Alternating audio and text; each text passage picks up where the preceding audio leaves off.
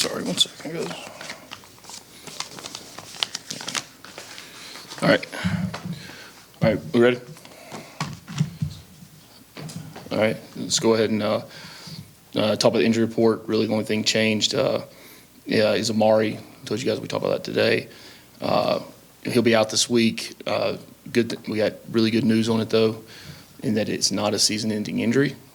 So that was really, really good news. So he'll be in a boot for a little bit and start to rehab. So we don't have a timeline on exactly when he'll be back, but it is not season-ending, and he'll be back before the end of the season, which is great news.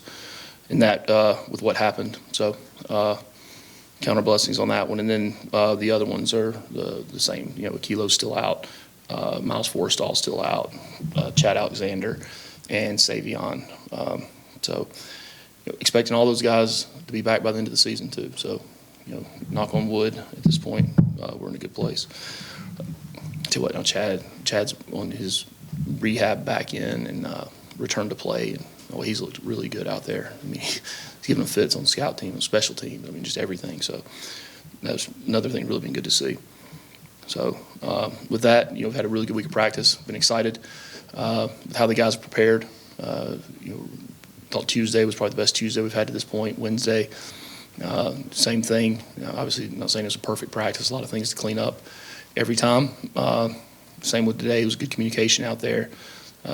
And look, I want our guys to go out and play freely and play fast and play confident and play like they're capable of playing and continue to improve. We talked to the team this week that at this point now you're either getting better or you're getting worse, and that's every single week, really every day within the week. So whether you're getting closer as a team or you're getting more separated as a team, you're getting better as an offense, you're getting better by position, or you're getting worse by position. So that's our goal every day, is to work to improve.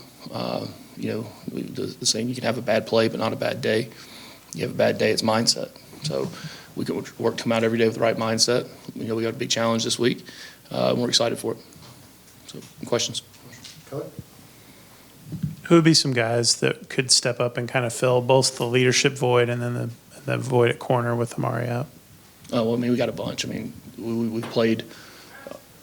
I think I know I don't know how many Rod he's had because he missed the first couple of weeks, but really we have 5 guys that have played, high level of snaps out there. So.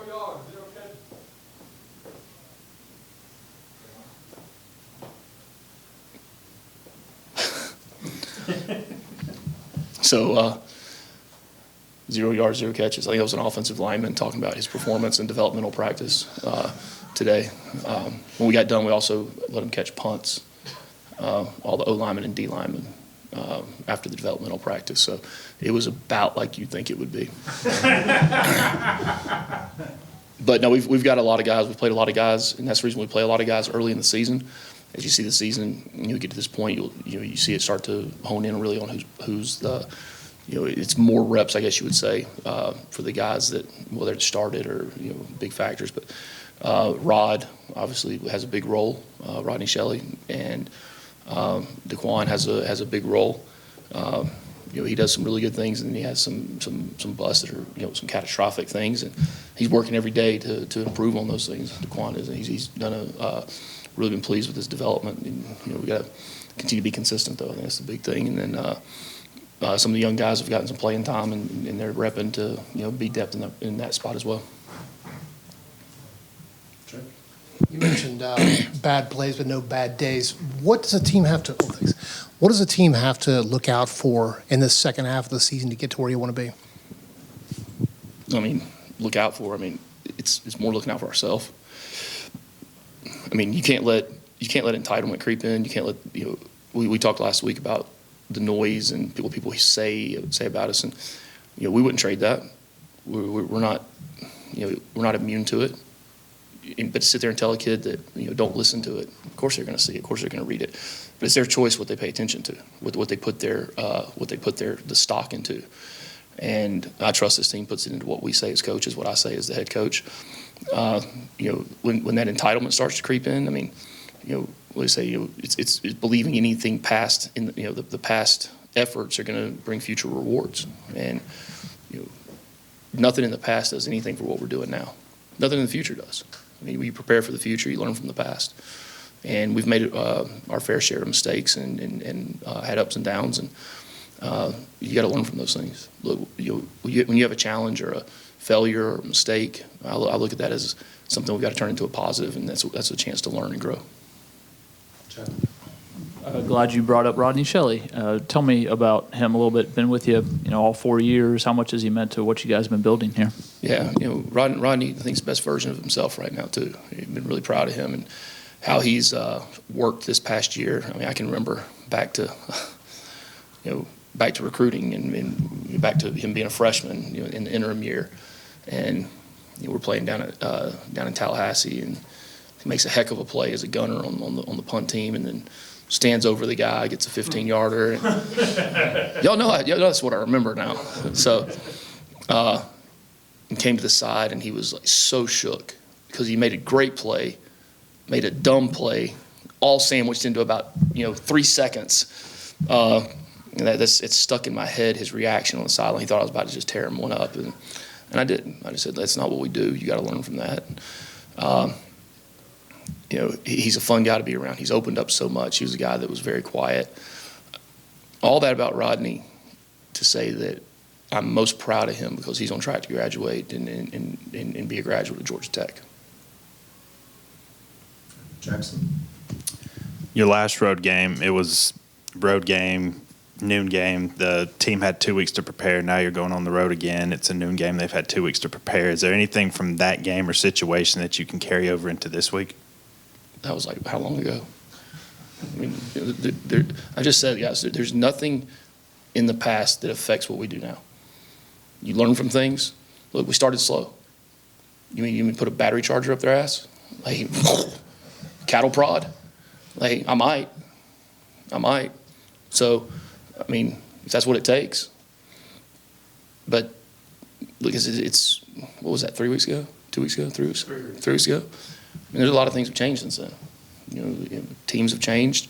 Teams have grown. Some teams have fallen apart. Some teams have gotten worse. Like I said, you get better or worse. I think we've improved. Each week.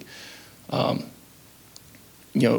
sit there and say, hey, we want to start out fast, and then play bad the rest of the game. I mean, that's like all these little coin things. I mean, it's just that. It's just their sayings, right? How do you get in their head on Sunday, on Monday, on Tuesday, and prepare them mentally for what they have coming? All right? How do we practice and prepare for what we expect they're going to do, our opponent's going to do? But they can change their game plan too. You just said they had 2 weeks. Okay, they can change. They could put a whole new defense, a whole new offense. They could, do whatever. All right. How do we improve? How do we improve on our base fundamentals as a football player, as an offense, defense, and kicking game? All right. And then how do we make adjustments? There's only so many days in the week to put information into the kids' heads. All right. Now, as coaches, we should be able to retain and carry more in a higher volume because we're the ones that have to make the adjustments and make that. But if you're sitting there worrying about adjustments the whole time and how you're going to change, well, now you're being reactive. Right? I do not want this football team to be reactive. Right? I want this team to be an attacking football team. All right? To be reactive means you sit around and wait. Right? We ain't waiting on nothing. Patrick. Coach Key, who are your most vocal leaders on defense? We know Haynes on the offense, of course, but who are your defensive leaders? Yeah, I mean Haynes not as vocal as you. I mean, he can speak, he can talk, but I mean, he's not. He just does his job. He does what he's supposed to. He does it at a high level on Saturdays. He does it at a high level on Sundays, on Wednesdays. Defensively, there's a lot of. Look, for a defense to be successful, everybody on the defense has got to be vocal. Everybody on the defense has got to communicate. They've got to talk. Right? The last thing in the world I want is a defensive player that's going to sit there and just be a mute and not say a word. All right? It's hard to play on that side of the ball if it's that way. But at the same time, it's not a over-the-top. There's a fine line. There's a very fine line between having energy and being loose and being silly and being goofy and not having your mind right. There's a very fine line there. And, to be able to push our guys to the point of right there at that line, but understanding not to cross it, right? That's an important thing. But, Kyle is, EJ might not be the most vocal, but he's a leader. He gets people aligned, gets people in the right positions. CP, Omar, all those guys.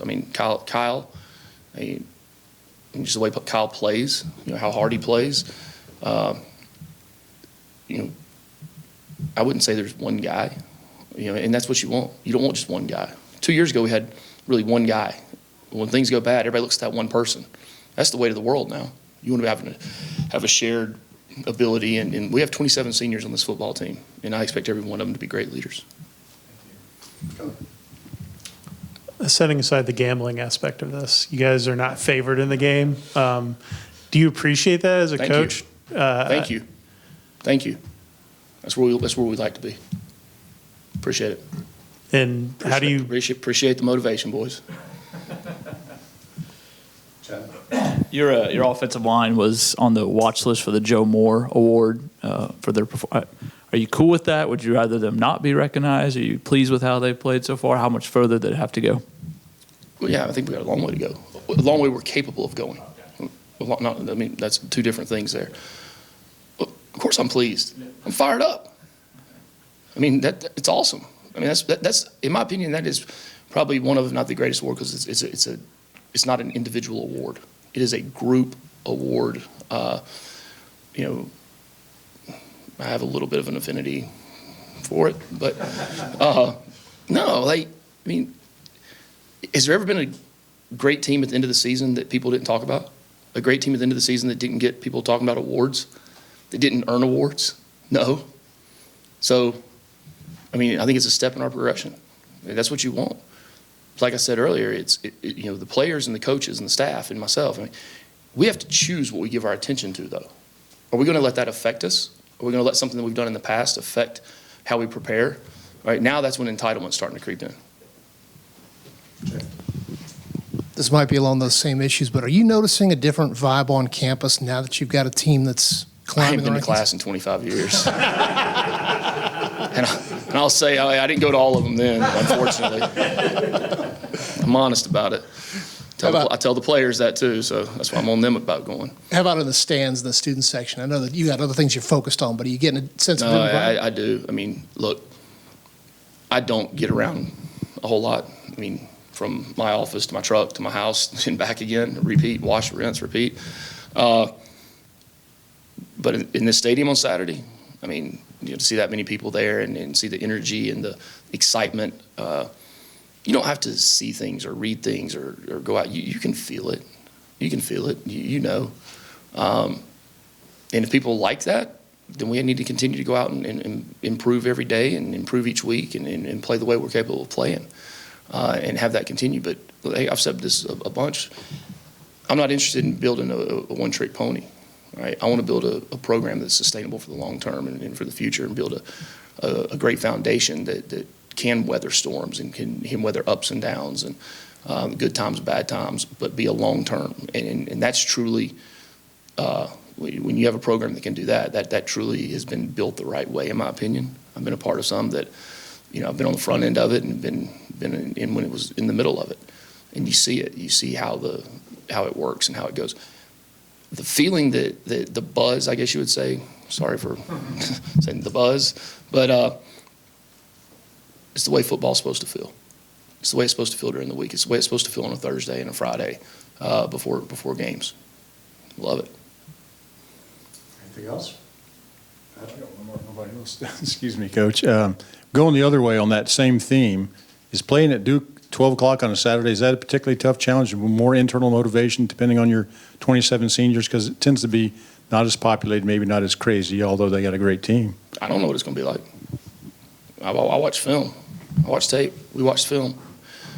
We prepare ourselves. It has nothing to do with anything. We love playing at home. Yeah, we love playing at home. All right? But there's something about going on the road, too, that's extra motivating for us. Sure. All right? You have to be tight. You have to have – your bonds have to be strong.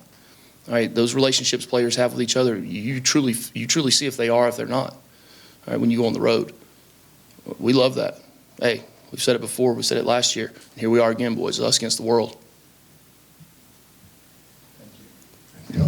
Go Jackets.